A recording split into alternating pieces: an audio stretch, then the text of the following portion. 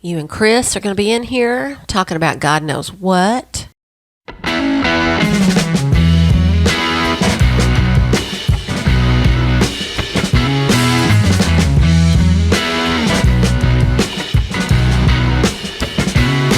ain't right. Well,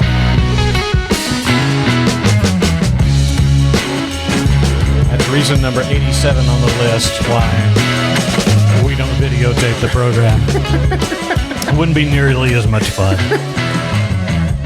yeah, let's see if you can pull off what you did last time. Let's let the imagination run wild. All right. Oh, yeah. Howdy, folks. Welcome to the podcast. We're so glad you could join us. This is the Retro Show podcast with Butch and Chris. I'm Butch Renfro. I'm Chris Curtis. Oh, wait. I got something for you here. Yeah. I mean, that's normal. Yeah. Chris walks into a room. It's usually when I'm walking out of the room, they start clapping. Woo, he's leaving. Jesus. I'm so glad he's gone. But folks, if you tuned in, then gosh, we're just glad to have you, man. This is the Retro Show podcast. Once again, all of our stuff you can find at retroshow.net. And you can find out all the particulars about our social medias there. We have quite the active Facebook page now. Really? Yeah, we got, let me see if I can pull this up here. Moving up in the world, I'm moving telling towards you, that, man, that first aluminum album. The aluminium, as the Brits would say. We actually have quite a few UK listeners. Did you know that? Really? Yes. What's up, guys? Over there across the pond? Yeah, where it's like later in the day. It's probably tomorrow. Yeah, it's tomorrow there. I'm sure they're over there. Hello, people in the future. You got to listen to these two accents. Yeah. Exactly. We did actually have some folks that have commented. Let me scroll down here. We actually had some people comment about the show. I did put one up there because we had talked about a few podcasts ago about the top albums of 1981. And I just put the question out there on the Facebook page that, by the way, you can get to from retroshow.net. Really selling that website. And he's high tech. Yeah. What was your favorite album from the 80s? And from the 80s or 81? Just from the 80s. I just had people. So Queensryche, Operation Mindcrime, solid choice there. Very, very good album. That is probably one of the better concept albums that was put out during the late 80s right there. It's really, really good. Styx, Pieces of 8. Good choice. Yeah, solid choice right there. Foreigner 4. Yeah, which I mentioned. Yeah, Van Halen, Fair Warning. And then... Dude, didn't make my list. That's your favorite. Don't you make me come across the table. And then someone said, the 80s, how about the 70s? And I was like, hey, we'll get there. Dude, I'm going to tell you right now, there's lots of music in the 70s that was We'll get there. Awesome. And then somebody just couldn't pick one. They had to put a bunch out there. Rio by Duran Duran. Very good. That's, no. Dude... I'm not a Duran Duran fan. I had a buddy. I wasn't then, but now... Yeah. One of my best friends was a huge Duran Duran fan. And Back in Black, AC/DC, which... Great album. I'm telling you, man, that's one of those that... And this is a show topic that Debbie and I came up with earlier today, that albums you can just listen to start to finish. That's one of them. That's one of them for right sure. There. Face Value, Phil Collins. And let's see, Paradise Theater by Styx and Synchronicity by The Police. So, yeah, if you'd like to come and join the fun, we do have a Facebook site out there. So, we'd love to have you. Love to have you. And I like it that people like what they like. Yep. I'm okay with that. I mean, I am too. My opinion is my opinion, and your opinion is yours. And if you like Duran Duran, that's great. I mean, I don't hate Duran Duran, but it wasn't one of my go-tos. Yeah. Oh, dude, I get it. It was one of those things. And once again, man, I'm just keep coming up with show topic ideas. This is one we could do. Albums that you used to not like back in the day, but that you like now. Boy George will not make the list. Really? No. Aw. Anyway. Come. Okay, and another show topic that came up that Debbie brought up is songs you like by bands you don't like. There are a few of those out there. Yeah, I think I could probably. I think everybody's got one. I got a friend of mine who doesn't like Led Zeppelin but loves Kashmir. What in the who? Got to be a buddy that I know. No, actually, it's someone that I worked with. So, yeah. Now that makes sense. Yeah. The topic of the show today, guys, is a subject near and dear to our hearts here. It is our top 10 Van Halen songs. And so for those of you who've been living under a rock since the mid-'70s, Van Halen formed in Southern California in Pasadena in 1973 with the brothers Van Halen. That would be Eddie, the guitar player, Alex, the drummer. On bass was Michael Anthony, and on lead vocals, David Lee Roth. And they hit big in 1978 with their self-titled debut album and just kind of rocket shipped from there. And that was kind of the sweet spot for us because your brother Monty introduced me to Van Halen by riding around in the Toyota. Yeah. And listening to tunes. With the Jensen 6x9s in the floor. With the Jensen 6x9s. Because they're magnetized on the back. They'll stick to everything. And I'm pretty sure that was a Pioneer stereo. He went all out on the deck. He went all out on there. On the deck, but not the speakers. Yeah, I'm sure Jay didn't mind. Hey, Dad, I'm going to put this really nice stereo in here. Awesome. Dad, no, that was... No, was that a point of contention? This damn radio right here play music just fine, son. It plays both kinds, country and Western. Oh, man. That is hilarious. But that was my introduction to Van Halen. And for years, my Van Halen came on an 8-track because that's what I had at home. Right. And that's what I had for a while. Was also my first radio. I mean, I got a stereo for Christmas one year. Had an 8-track player and a phonograph, and I think that the album that came with it was the Star Wars soundtrack. Yeah, it was awesome. And on 8-track, you can't beat it. No, listen. Okay, so let me tell you my 8-track story and what I did to my brother-in-law. So, which one? Rick. Okay. So let me just go ahead and tell you. At the time, he was not my brother-in-law. I married my high school sweetheart. So, during the time that we were dating in high school, my future brother-in-law Rick bought in 1982 a used car. I think it was an Oldsmobile Cutlass. Like a 78 Cutlass. Very popular car at that time. Well, no, this was before they made them smaller. It was still the land barge. Oh, nice. Yeah, it was the land barge. It felt like you were floating when you were driving in it. Well, it came with an 8-track. Well, he had a bunch of cassettes. Well, I knew, because I was working in radio at the time and I read the trades, that 8-tracks were being phased out. And they weren't going to be selling them by the end of the year. So he comes to me and says, hey, man, he said, I'll trade you straight up all of your 8-tracks for all of these cassettes. All right. Well, I don't know if I can do that. I don't know if I can put a lot of sentimental value. Maybe all of them and you give me $10. No. But we ended up trading straight up for all those. And so I ended up with a bunch of cassettes that I was able to use for, like the next 20, 25 years. But... Anyway, it's funny how the music industry goes, because I remember when that happened, and then I remember when cassettes got phased out also, and CDs took over. Oh, yeah. Amazing. Well, I think our generation, and those maybe a little bit older, that we went through kind of all phases of music. Okay, so you think about it. Albums when we first started, vinyl albums, records, 8-tracks, then cassettes, then we had CDs. Yep. Okay, and then we started like getting Napster. Man, that was wild. I mean, and then it's like everything now is digital. And I still buy CDs to just keep an archive, but I rip them into MP3s. Yeah, well, FLACs because it's whatever. Because I'm a music snob. You're a techie. I'm a music snob, and I want it to sound better than an MP3. And that's just the way it is. But there's something to be said for vinyl. Nothing sounds better to me than those albums that were produced to be on vinyl. Right. If you put those on and play, they just sound better. They do. They're warmer, and they just sound good. Skip and or a scratch on it, and it skips.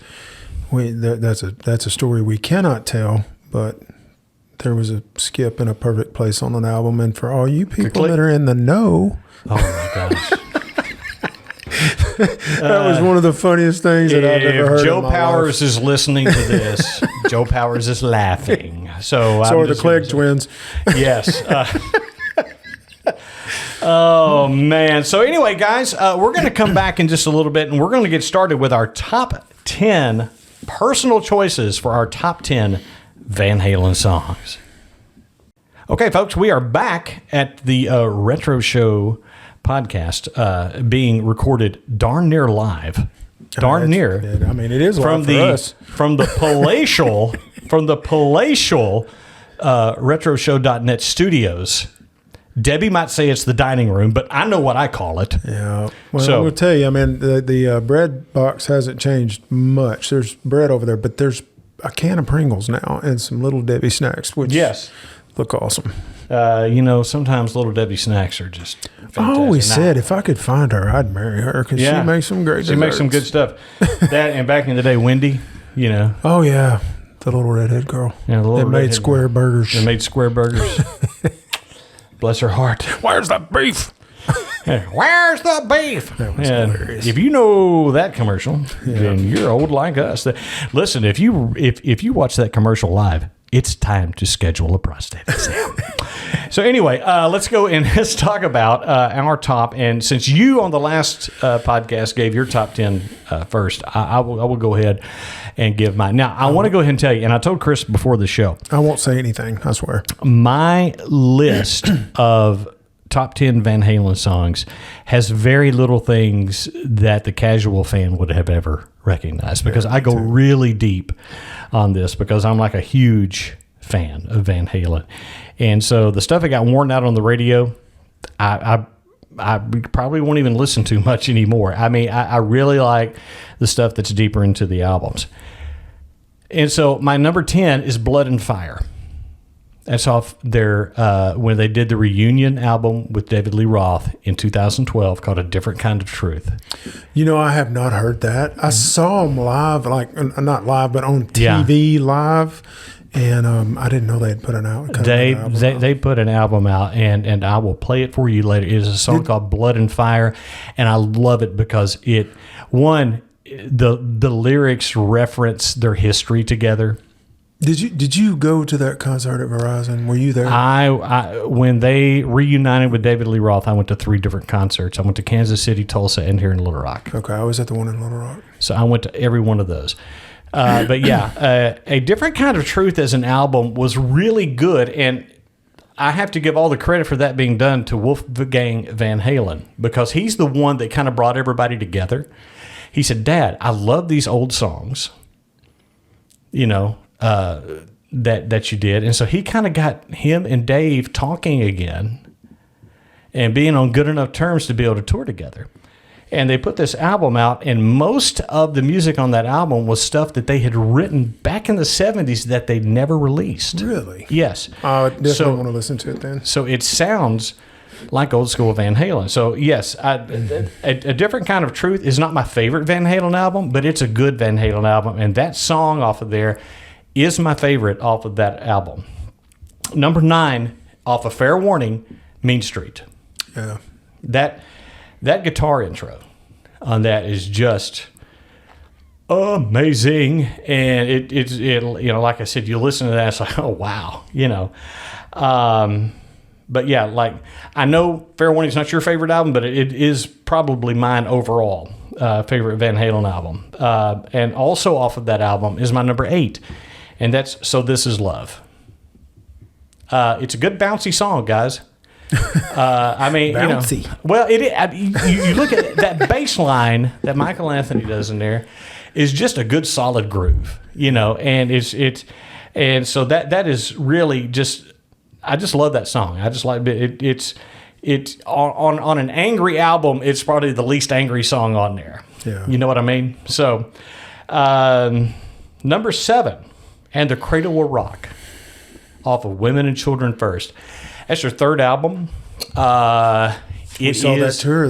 We were together. That was my first concert. Now, do you remember the date?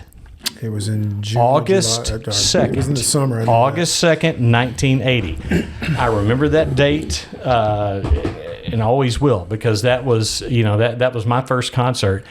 And one thing that's notable about that show is how bad the opening act was.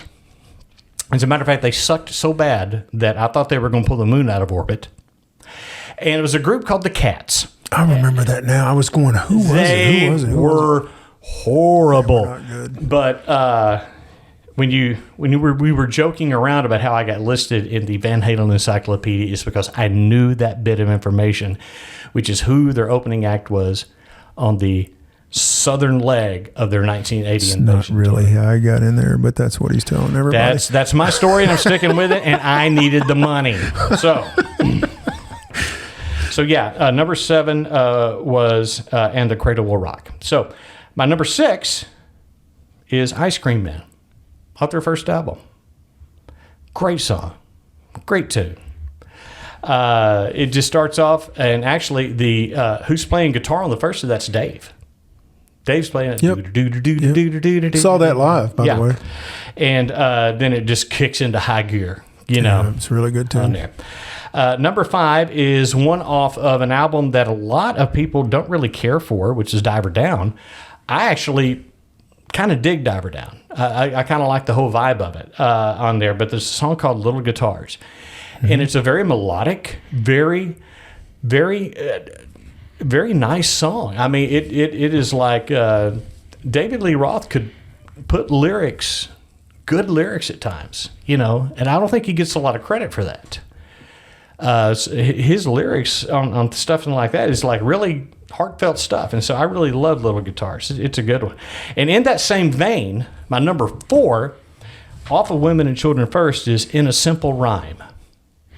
I don't recall that song, and I'm being honest with you when I tell you that. It is an example of kind of the first one that they did like layered vocals in it. And it's really good. It's just a great, great song. It's absolutely one of my one that is in it. Well, it's number 5, so it's in my top 10. So there's that.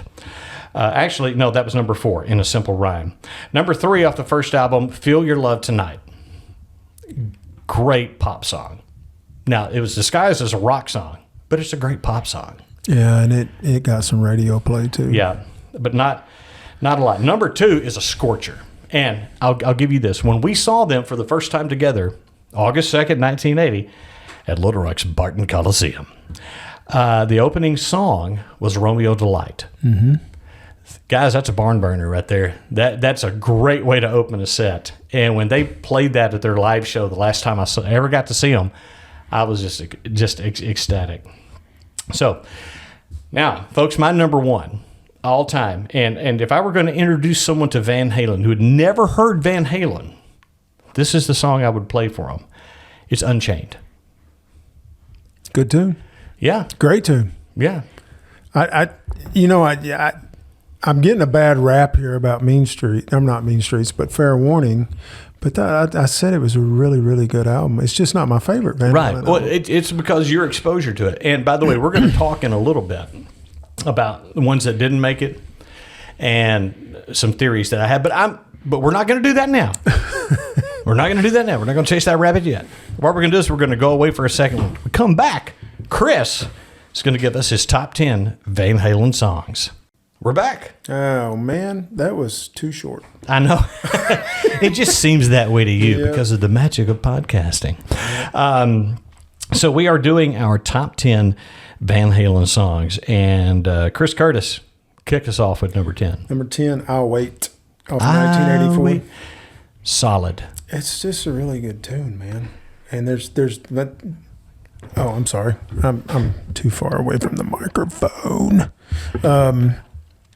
I'll Wait, and then number 9, Drop Dead Legs, the same album. Drop Dead Legs is my favorite song off of 1984. Well, it's It's a good one, but it's not my favorite. But I'm going mainstream with my favorite off that album, and I'll just go ahead and stay with that album because it's Hot for Teacher. Yeah. The video makes that song. It really does. And the guitar in it. And the guitar and just... Sit down, Waldo. Oh, Mom, you know I'm not like the other guys. I'm nervous and my socks are too loose. Then off Fair Warning, Mean Streets. And then I'll go Unchained after that. Yep. Which kind of is mainstream. I didn't go as deep as Butch did. But then, back to that 1980 show, what Butch didn't tell you was that was the tour for Women and Children First. Yep. And we got to hear And the Cradle Will Rock before it was even on the streets. Yes. And it was, oh man, I never will forget And the that. Cradle Will Rock is just a powerhouse. It is a powerhouse song, and it was really good. Have you seen Junior's grades? Yeah, it was really good. Yeah. And off that same album, I'm going to stay with that. Everybody Wants Some. Everybody Wants Some. Song. Yeah, I love that song. What number am I on? I don't even know. I think that was number 4. Number 4? Yeah. I've already gone through that many songs? Yeah. Really? Yeah. I don't believe it. I think so. Well, throw another one in there because I'm game. To be honest, I actually did show prep. He did, and I did not. Maybe someone who didn't. I did not. And they're just what we like to call in the biz winging it. Milli Vanilli is what I call it. Blame it on the rain. Off that same album, Take Your Whiskey Home. Dude, that is a great song. It really is. I love it. I know I keep saying that, but they are. There's so many great songs. Those first, I'm going to say 4 albums are just incredible. Every one of them. And like we said earlier about Van Halen's song, we really did sit around waiting on the next album. Yeah. So off their first album, Ain't Talking About Love. Mm-hmm. King's cover, but man, they did such a good job on it. But it was so good. There are so many good songs on that first album, and I will tell y'all, if you are not a Van Halen fan, if you never listen to Van Halen, you can get the first album on Spotify or whatever, and just listen to the whole album. The whole album's good. It really is. On that same album, Little Dreamers on there, Ice Cream Man's on there, Jamie's Crying's on there. One that doesn't get a lot of credit but was awesome, Atomic Punk. Oh, dude, that's a great tune. That is a paint peeler right there. It really is. That is a melt your face. Yeah, song. this is one of those albums where you can just crank it and just leave it cranked the whole time. So I'm going to go into my favorite Van Halen album of all time, and that's Van Halen 2.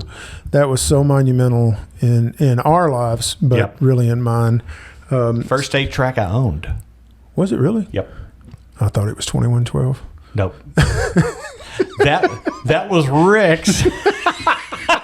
Now that's funny. Yeah. I don't give a damn who you are. That's funny right there. It starts out with You're No Good. Yeah. Somebody Get Me a Doctor. Mm-hmm. They had was it a top 10, Dance the Night Away? That was their first big hit. Yeah, it was. I mean, it got a lot of radio play. Not one of my favorite songs. Bottoms Up. Yeah. Listen, man, that for usually bands will make and break off of a second album, and that second album was just, to me, as good, and in some ways I like it better. It's than my the first favorite album. I mean, it is my favorite. You said yours was Fair Warning. Yeah. And I wouldn't tell everybody what my favorite was, but it is my favorite Van Halen album. I've always had a copy of it. I always listen to it start to finish. DOA, Spanish Fly. Spanish Fly was awesome. Yeah. My number one Van Halen song of all time, Beautiful Girls. And I'm telling you, man, sitting there in that concert in 1980, waiting for them to play that song. Yeah. Play that song. And if they hadn't played it, I would have been pissed. You would have been mad. I would have. But it was so good. And I'm sorry about the show prep, guys. I'm like, oh, man, it's Van Halen. I can wing it. But you get in here and it's like, oh, crap. y'all got to understand. Butch has been doing radio and actually stuff forever, and he's got show notes. He's got all typed out. It's all clean. He's even got little pictures and hearts of Van Halen on it. And I drew the Van Halen symbol all over it. Well, listen, if you were a Van Halen fan in the 80s, you knew how to draw the logo. Yeah, absolutely. You knew how to draw the logo. And I remember some guys, if they had money and parents that loved them, they would end up with the Van Halen necklace, but I never got one. So here's one thing I want you to put on the retroshow.net. What's that? And the Clegg twins will love this. The photos? The photos from our junior high annual. Okay. We all decided that we Except for me, because my mom dressed me. Okay. And here's the bad thing. Guys, I'm going to put that up there so they can laugh at me. Okay. and they will. You ever seen Detroit Rock City? No. Have you not ever seen? I have not seen that yet. You've got to see that movie because there's a dude in there that his mom dressed him for school and everybody's laughing at him. It's okay, hilarious. so here's the deal. My cousin had some hand-me-down shirts from 1974. Now, I realize that's only 6 years between there and 1980, but that's a whole world apart from each other. That's a whole lot of money, too. Style-wise. Let me just go ahead and tell you. It was a whole lot of money back then. No, you wore hand-me-downs. I had a bunch of hand-me-downs. I had a hand-me-down from my cousin that my mom made me. So put this on. This would be great for your school picture day. Put this on. And I was like, at least she's not cutting my hair. At least she's not cutting my hair. And so it's a silk shirt with it's very 70s. The collar, had I got enough wind speed up, I could have taken flight. The Flying Nun. Yes, the Flying Nun, except it would have been the shirt collar.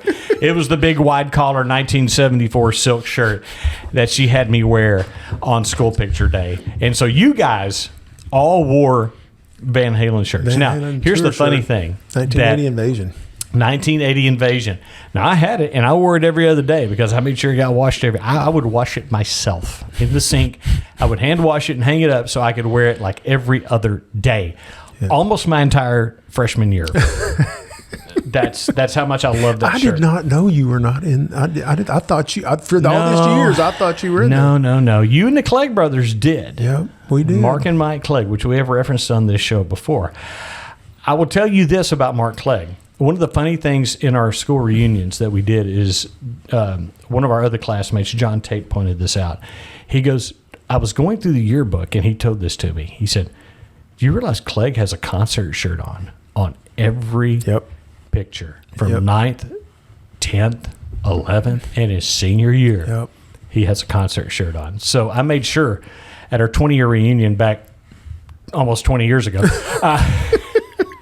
that I had all the pictures of Clegg up there in his concert shirts. These people have no idea who we're talking about except for the people who know us. But, but I had to tell that story. Interesting side note to that concert, a rabbit hole. Do you remember watching Eddie almost fall to his death?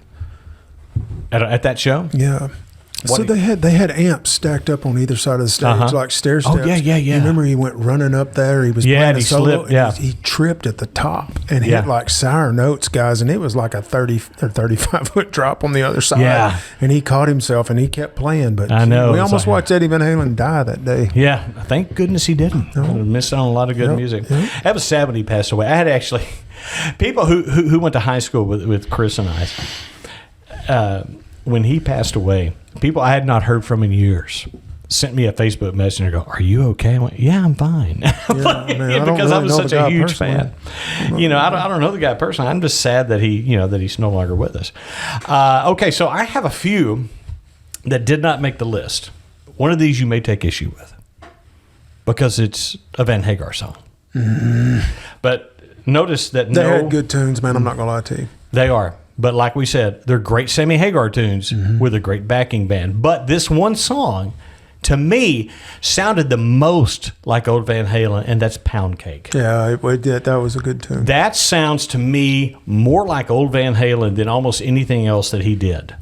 I'll tell you, they've got one from the Van Hagar era that I love, and the video was freaking incredible. If anybody out there that knows me knows I'm huge into planes, airplanes, and flying, but Dreams. Oh yeah, they had the Blue Angels. Yeah, the Blue Angels. In that, yeah, tune. Yeah, they basically didn't want to do a music video, so they put Dreams, and then had like videos of the Blue Angels, and it was like a top video hit. And Butch will tell you this: in my bedroom, I built models. Back in the day, you built models. You put them together with the Testor's glue, and I did. Looks planes. like I picked the wrong day to quit sniffing glue. I did planes. I did helicopters, but I had the whole set of Blue Angels hanging from my ceiling. Yeah, I remember that. Yep. Yeah. Okay, so some that I had on here that did not make it were a lot that you like. Somebody Get Me a Doctor, DOA, all great songs that I loved.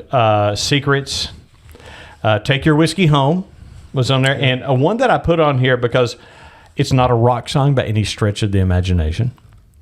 It is, to me, a testament to the fact that they were just good musicians and could do anything. And that was off of Diver Down. It was called it was actually a remake of a 1924 jazz song called Big Bad Bill is Sweet William. Now, and the thing that's cool about that one is it had 3 Van Halens on there playing. And that was Jan Van Halen, which was the boy's daddy, who plays clarinet on that track. He was a jazz musician in Amsterdam, in the Netherlands. That's incredible. And I did not know that. Yeah, that's incredible. So he plays clarinet on that track. And apparently, while Dave would sometimes get in rows with the boys, him and Jan got along great. And so he talked him into coming in and doing, this song. And Big Bad Bill is Sweet William Now. I mean, that's an old jazz song. You can look that up, and there's recordings from back in the 20s on like 1924. I mean, it's that old. And it's just and to me that was just one of those great tracks on there that, yes, they're a hard rock band. Yes, they influenced many hard rock and metal bands afterwards, but they did an old jazz tune. It's really cool. And did it well. Yeah. So, Van Halen, like I said, you're going to hear probably over the course of this podcast, we're going to do some deep dives into Van Halen. We may even go and talk about our favorite just album by album through Van Halen at times. But anyway, thanks for being with us this time, folks. We've kept about 30 minutes of your time. That's about enough for a good commute, don't you think? Yeah, maybe. Yeah. But anyway, guys, once again, if you want to support us, you can always go to Retro Show to become a producer at retroshow.net. Yes, you can support us for $3 a month at patreon.com. Retroshow.net will give you all the details on that. Listen, I love all of you. I like some of you. Go out and make your day. Have a good one, guys. AMF.